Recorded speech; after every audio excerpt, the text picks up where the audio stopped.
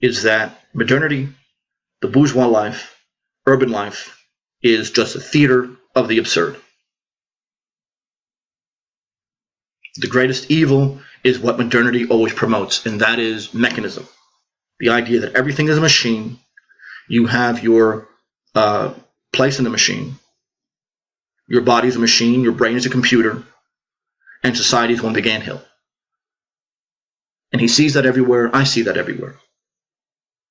And the fact is, and what bothers him, is that most people are quite happy with that. They're quite happy with that, as the existentialists would say, because it relieves them of responsibility.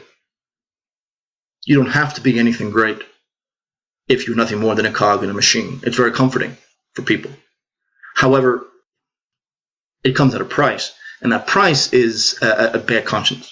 Now, I've known people, I was married to someone who was a cog in a machine and had trained herself not to question that. In fact, questioning it led to very strange responses. There is nothing more dangerous, and you see this in all of Sologub's work, existentialists as well. There is nothing more dangerous than dealing with someone who is deluded in that respect, and then poking holes in their self-image. You do that, you better run.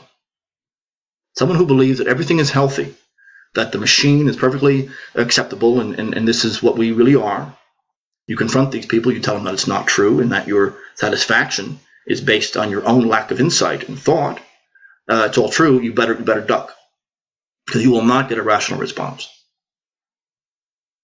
That suggests to me that deep down they know that they're wrong, but there's nothing they can do about it, and therefore they have learned, they've trained themselves to repress, and they've trained themselves to repress any critical thought. And often, since they're rewarded for this, it just gets reinforced over time.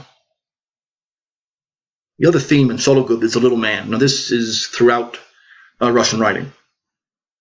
The modern world has created these colossal institutions, powerful states like the world has never seen, powerful machines the world has never seen, powerful armies and surveillance systems that the world has never even dreamed of prior to the modern world. No one has even been able to conceive that states have more power now than they ever have. You can't have a totalitarian state before the 20th century. The surveillance technology didn't exist, therefore it couldn't have existed, only in modernity. And what it creates is, well, when you have that system and then you stress the individual, which is, insult added to injury, the individual, this isolated monad, this isolated atom, saying that he is the whole purpose of everything, and he realizes that he has absolutely no power. The little man, the superfluous man. The little man has a few choices.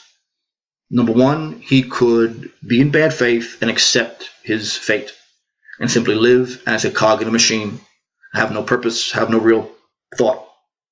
Number two, he can go to war against the machine. The problem is that he's just a person.